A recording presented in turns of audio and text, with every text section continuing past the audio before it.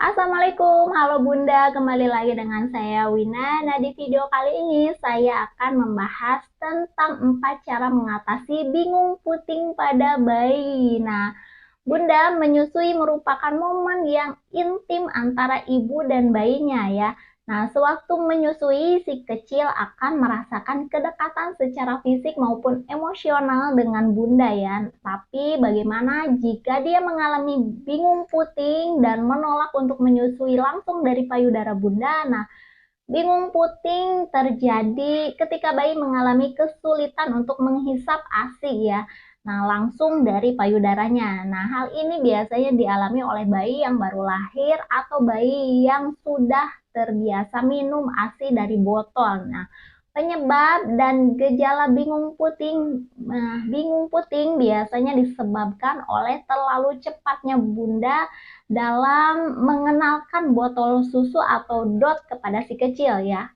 Idealnya Bunda baru boleh mengenalkan botol susu atau dot ketika si kecil berusia 4 minggu atau ketika dia sudah mahir menyusu langsung dari payudara Bunda ya. Nah, selain karena pemberian botol susu atau dot yang terlalu cepat ya, bingung puting juga biasanya disebabkan oleh puting Bunda yang datar, panguiti pada bayi, dan pelekatan menyusui yang salah nih. Biasanya bayi yang mengalami bingung puting akan terlihat bingung untuk menemukan dan menyusu pada puting Bunda ya. Selain itu, bayi juga memiliki kebiasaan menghisap ASI melalui ujung puting aja. Nah, jadi lebih rewel atau menolak saat disusui ya.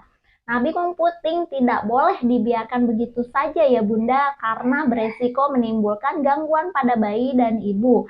Nah, pelekatan yang tidak tepat menyebabkan puting ibu lecet ya. Selain itu, karena tidak dihisap dengan baik, payudara pun jadi tidak kosong secara maksimal yang bisa menyebabkan produksi ASI berkurang. Nah, sementara itu pada bayi, bingung puting beresiko menyebabkan asupan nutrisi pada ASI berkurang sehingga berat badannya pun jadi sulit naik, Bunda.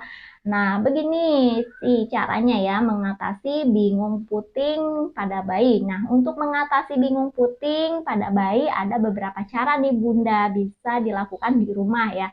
Yang pertama, lakukan skin to skin saat menyusui ya. Menyusui secara skin to skin artinya membiarkan kulit si kecil bersentuhan langsung dengan kulit Bunda ya sewaktu dia menyusui tanpa dibatasi oleh pakaian.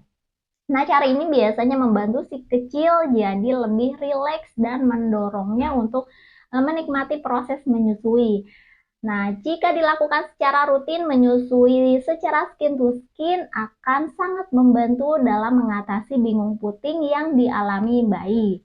Nah, kemudian yang kedua, susui bayi dengan posisi yang tepat. Nah, sebelum menyusui, pastikan si kecil berada dalam posisi yang tepat ya Bunda. Pastikan juga posisi Bunda nyaman untuk menyusui dan pelekatan mulut si kecil ke payudara benar ya.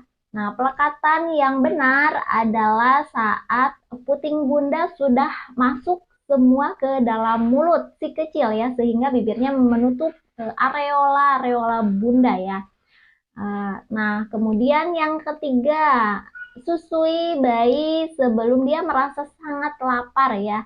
Nah, jika selama ini Bunda hanya menyusui si kecil saat dia sudah terlihat sangat lapar dan menangis, hentikan kebiasaan tersebut ya Bunda, karena pada bayi yang mengalami bingung puting, kondisi lapar akan membuatnya semakin bingung dan lebih rewel, sehingga akhirnya proses menyusui tidak efektif ya. Nah, sebisa mungkin nih Bunda susui si kecil sebelum dia terlalu lapar ya. Buatkan jadwal tetap untuk menyusui ya di minggu-minggu awal kehidupan si kecil. Nah, Bunda boleh menyusui sesuai kebutuhan atau kemauannya ya. Nah, umumnya bayi yang baru lahir atau yang berusia kurang dari 1 bulan perlu disusui setiap 1,5 sampai 3 jam atau sekitar 8 sampai 12 kali sehari ya. Nah, pada usia 1 sampai 2 bulan frekuensi menyusuinya mungkin akan sedikit berkurang yaitu 7 sampai 9 kali sehari.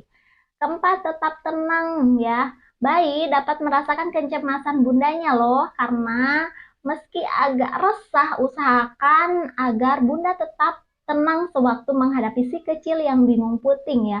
Nah, cobalah untuk membiasakan si kecil menyusu langsung secara perlahan, tapi jangan memaksanya ya Bunda. Jadikan momen menyusui sebagai kegiatan yang menyenangkan. Bingung puting pada bayi memang bisa merisaukan ya Bunda, tapi jika cara-cara tadi yang saya paparkan dilakukan secara sabar dan konsisten, bingung puting bisa teratasi kok ya.